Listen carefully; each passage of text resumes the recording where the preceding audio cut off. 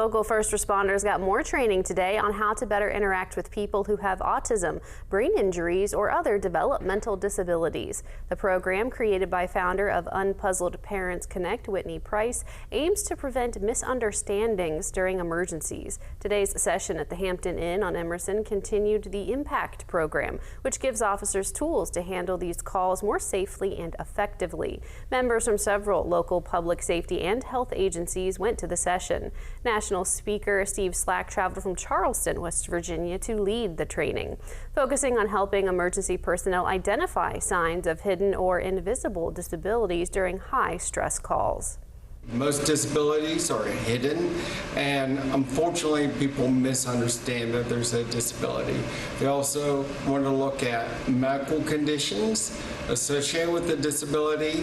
Roughly just a little under half of civilians killed by law enforcement during interactions have a disability, and over 90% of them are not violent.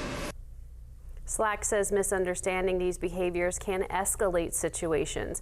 He encourages first responders to not only take these classes, but to actively reach out to people with disabilities in their daily work. This training is not the end, as organizers plan to continue these sessions throughout the year to keep up with new information.